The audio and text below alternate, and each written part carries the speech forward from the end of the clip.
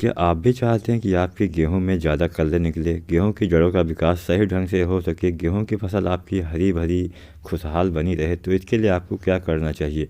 आज की वीडियो में हम आपको दो ऐसे स्प्रे बताने वाले हैं।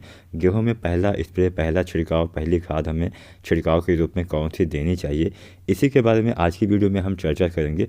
बहुत ही अच्छी खादें मैं आपको आज बताने वाला हूं, और अगर आप ये दो चीज़ें आज डाल देते हैं तो निश्चित ही आप गेहूं में ज़्यादा कल्ले पाएंगे, जिससे पैदावार भी आपकी अच्छी मिलेगी, गेहूं का पौधा भी आपका हरा भरा बना रहेगा, ज़्यादा कल्ले आएंगे, जड़ों का विकास सही ढंग से होगा।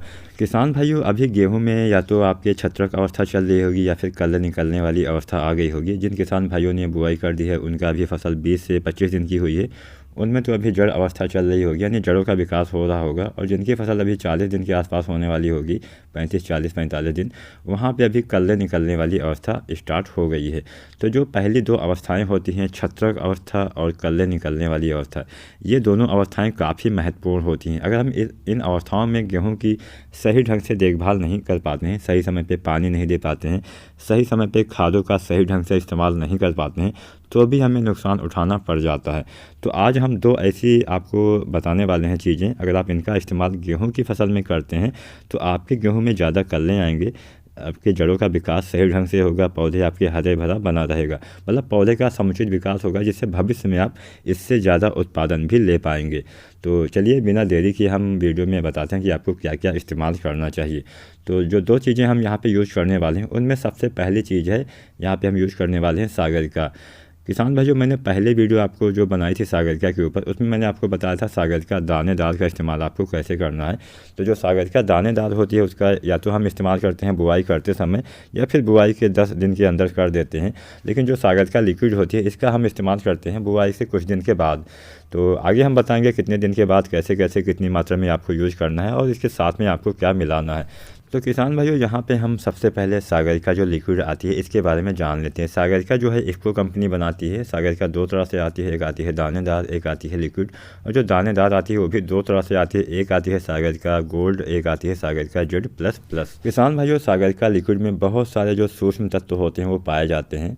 जैसे इसमें कुछ तत्व मैं आपको बता दूं, इसमें पाया जाता है ऑक्सिन, पाया जाता है साइटोकिनिन, पाया जाता है जिबरेलिन, पाया जाता है। इसके साथ साथ इसमें कार्बोहाइड्रेट, अकार्बनिक लवण, प्रोटीन, विटामिन, प्राकृतिक हार्मोन, बिटेंज और मैनिटोल जैसे बहुत सारे तत्व इसमें पाए जाते हैं, जो पौधे के जो हार्मोन्स होते हैं उनको वृद्धि के लिए उत्साहित करते हैं, जिससे पौधे का विकास बहुत तेज़ी से होने लगता है।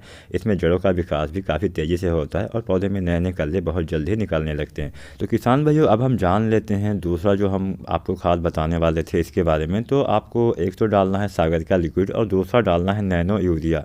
इन दोनों को आपस में मिला के भी आप यूज आसानी से कर सकते हैं, कोई भी रिएक्शन नहीं होने वाला है।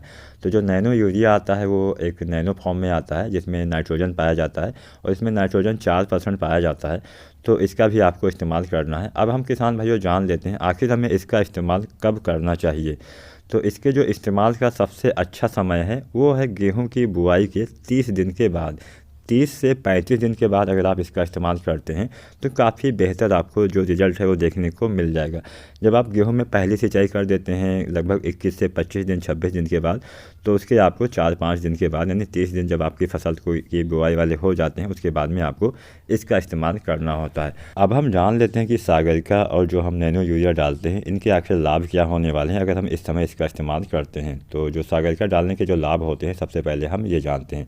सागरिका डालने से जड़ों में वृद्धि होती है, सूखे के प्रति सहनशील हो जाता है, उपज की गुणवत्ता में वृद्धि हो जाती है, प्रारंभिक चरण में फसल के विकास में मददगार होता है और कोशिका विभाजन में मदद करता है। ये काफ़ी ज़रूरी होता है। जब आपके पौधे में कोशिका विभाजन जितना ज़्यादा होगा उतनी ज़्यादा आपके पौधे में जो कल्ले हैं उनकी संख्या बढ़ जाएगी, जिससे सीधा असर आपके उत्पादन पे पड़ने वाला है।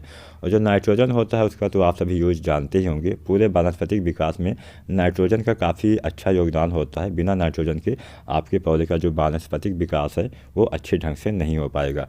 तो और बहुत सारा काम होता है, लेकिन इतना ज़्यादा समय नहीं कि मैं पूरी जानकारी आपको दे सकूँ।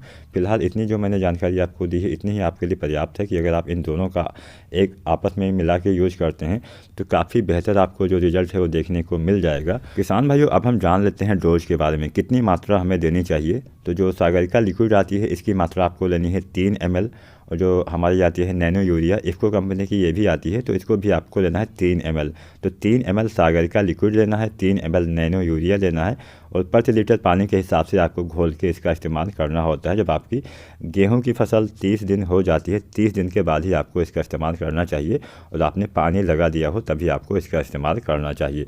तो अगर आप इसका इस्तेमाल करते हैं तो काफ़ी बेहतर आपको कल्ले निकलेंगे, अच्छी पैदावार आप ले सकते हैं। अगर वीडियो पसंद आई हो तो लाइक ज़रूर करना।